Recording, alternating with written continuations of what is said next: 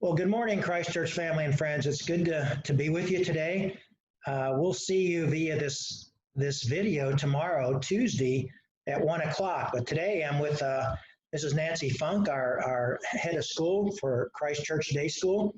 And I just thought it would be nice to let you see Nancy and we ask her some questions and we kind of dialogue back and forth. As you know, Nancy's been with the school for several years now as the head of school. And as you think about our role as the church with Nancy and the school, I want you to be thinking about some questions that you might ask in the comments section. A lot certainly going on in the life of the school, in Nancy's life, her family's life, the teachers, students, parents. And so today we just kind of want to get a feel from Nancy how her life has changed or she's adapted to this new normal called COVID-19. So we'd love to hear from you. So in the sidebar, please feel free to ask any questions of Nancy or me, and we'll be glad to get back with you. Nancy, it's great to sit down with you today and just chat. How are you doing? I'm doing well, thanks. It's good to see you too. Yeah, we've seen a lot of each other lately on Zoom. That's our new normal, I think, is constant meetings with Zoom. And you do that as well, right? Yep, we sure do with the teachers, with our families. It's a nice platform to have. So I'm glad that we have access to it. Yeah. Let me ask you this. Had you ever used Zoom before in meetings? Nope. Yeah, I hadn't. No, I hadn't. So it's been quite the new thing. And for some reason in my family, I've become the Zoom person. So when we have a family get together, I'm setting them up, which is easy, but Yeah. it is an amazing platform and there's new things on it that I find all the time. Yeah, it's really a great platform. I mean, I don't know if you've done it, but I think you have. We've kind of scheduled Zoom with our kids, our family, birthday parties, anniversaries. Are you doing that as well? We are. We actually, most of the family met our new grandson via Zoom since they haven't been able to travel. So Yeah. we touch base with our own kids about every other week with the Zoom, so we can just be silly. And then we had a virtual memorial for my mom a couple weeks ago, and Right. all of the cousins and the aunts and the uncles and everybody got on, and it was a lovely way to see everybody together. And after that, they said, well, let's do this again in June, even though we don't have a reason just to get together. So yeah, we do Zooms a lot with our family, which is great. Yeah, it's tough not being able to hug your kids or be with your parents or hold a new baby, but that's the life we know now, and it looks like we'll be entrenched in this life for months ahead. And so a lot of things going on. So how are you doing these days? How are you holding up? What are you doing to take care of yourself? I'm doing okay. Get out and do a lot of walking with my husband, which is good. We have our kind of a routine for that. Yeah. I am a big sewer, but believe it or not, it has not been my calling right now to do that. So my one son actually called me out and said, "You're not going to make me a mask?" And I was like, "No, not right now. It's not something I can do." But Yeah. my creative outlet is more making cards and sending things to people. But no, it's been just kind of a little bit of downtime at night, which is good. It was what we need. But Yeah. doing okay, keeping busy. I do come into the office because I can be here by myself, so I can social distance, and my husband is in our house doing his own Zoom calls. But Right. it's a little lonely here without the kids running around, so we Yeah. definitely miss them. But can check in and get as much work as I can get done here in the office each day. Yeah, that's good. I knew you were maintaining office hours and your staff as well. Uh, Yep, the staff is all doing well. We check in periodically, and then we have a Zoom staff meeting, and they are working hard. Nobody has realized that we're working so hard right now because it's constant there. But they're meeting with the kids when they can on Zoom mhm. or Google Meets, and getting that information back and forth. We've had a couple of great novel studies that now the teachers are going to watch the movie with the class, which is fun. One of our teachers, I think, is actually going to deliver popcorn and treats to her Sounds, students so they can watch that together. But yeah. lots of creative things happening, but all, virtually our specialty classes. Wow. Miss Koshlin, our art teacher, has done guided art lessons that you don't have to worry about painting and other craziness in your house. It's all with crayons and pencils. And beautiful artwork that the Yeah. kids can do, which is a nice break for them and still keep them active, engaged. So yeah, Yeah. there's a lot going on. Yeah. You mentioned maybe a couple of weeks ago about having was it the virtual art fair? Yep, Uh, I'm pulling that together. So Miss Koshland took pictures of all of the kids' artwork. Usually we set this up in Hind Hall.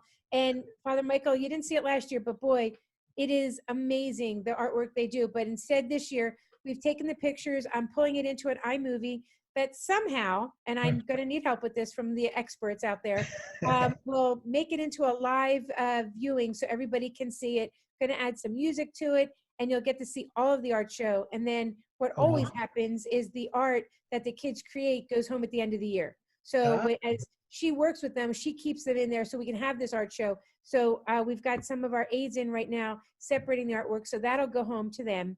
yeah. And so we'll have a virtual art show. And then Miss Parker, our music teacher, is pulling together a virtual Spring Sing, our concert that we were supposed to have, I guess, about a week ago.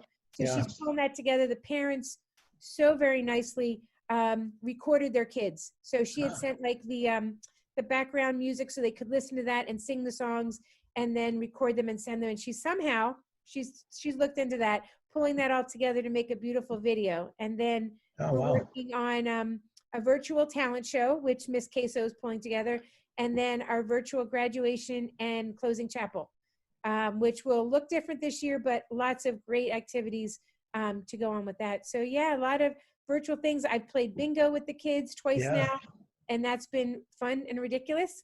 I had to cancel game night the other night, just too many conflicts came up. But Yeah.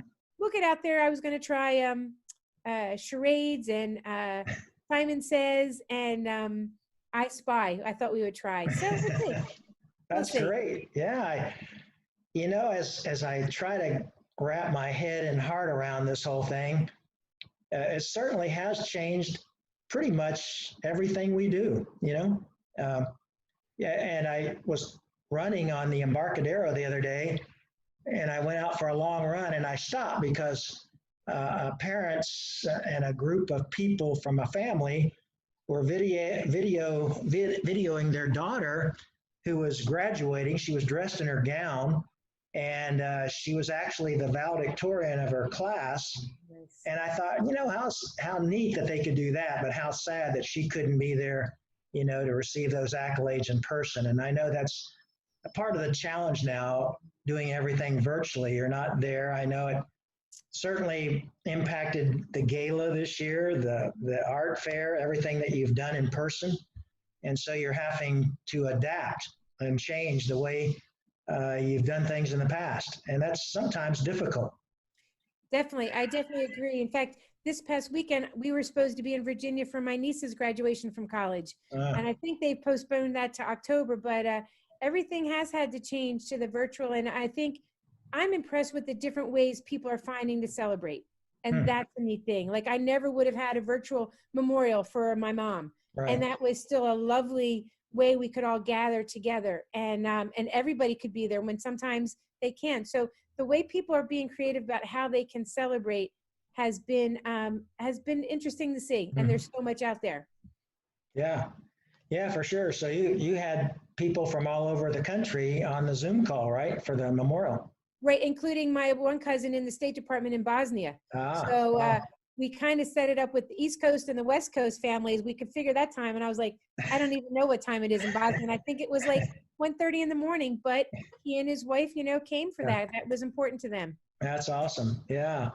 Well, we have certainly discovered new ways to do things, which I think, if there's such a thing as a blessing in a pandemic, that's been a blessing. We've kind of had our creative minds challenged, and we're thinking outside the box, and it's forced you and your teachers and our staff to do that as well, which I think is a good thing. I think it's part of growing, part of changing in a positive way, and that's what you're doing. So and I think the lessons that kids are going to get out of this by being with their families so much and having the dinners and all that activity that's just happening in their own homes, they're going to be growing and learning so much in ways we didn't even imagine. No, I know. Yeah, you're right. I can't imagine, our kids are grown now and gone. I can't imagine your parents, their kids, they're younger, and 24/7 they're in the house. When I came home as a kid, my mom wanted me out of the house as quick as possible and come back for dinner. And now the kids, I'm sure they have some relief, but primarily they're in the house. They're doing education through distance learning. They're interacting virtually, with everyone. And so that's quite interesting. It's a very interesting dynamic to me. Something we're not used to in our lifetime anyway. And that's one of our big concerns for our families, our teachers, and our students is the emotional toll it's taking on them. Mm-hmm. Some of our younger students are just flat out sad that they can't be at school and see their friends, and that is impacting them. And I think they're having a little bit more challenges, sometimes meltdowns and things like that because they're so sad. And some of our older kids, I think, are just kind of angry that they can't do the things that they were hoping to do, and they know what they're missing. And that emotional toll is hard on the kids, and we know it's hard on the parents and the teachers. The teachers, they are sad that they are missing those kids. So I know some of the Zoom meetings have been great, but they're also, they wipe away a tear because they miss those kids so much. And that's why we all got into teaching, is to be with the kids, not to be on a computer. So it's heartbreaking all around. And I know I do want to make sure if any of our parents are watching, we could not do this without the parents. The investment that they have done to help our kids grow and learn as we are there with them. That we know they're pulling the lion's share of the work in a lot of our classes, and we couldn't do without them. So I'm very appreciative of our parents and thanking them. And we'll be kind of wrapping up a little parent appreciation here in another week or so. But it's been a great partnership, but I know it's also been a hard time for everybody.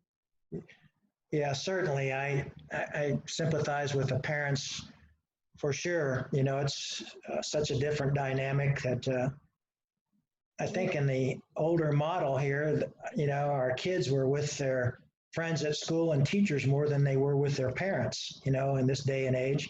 That has certainly changed in recent weeks and months. So, yeah, our thoughts and prayers for all, your staff, your teachers, the kids especially. They're hurting, and sometimes they don't know how to verbalize it, and so they act out in certain ways, and that's understandable. And so we have to find new and creative ways to keep them engaged to the level that they don't have too much time to think about it, that they're confined right now.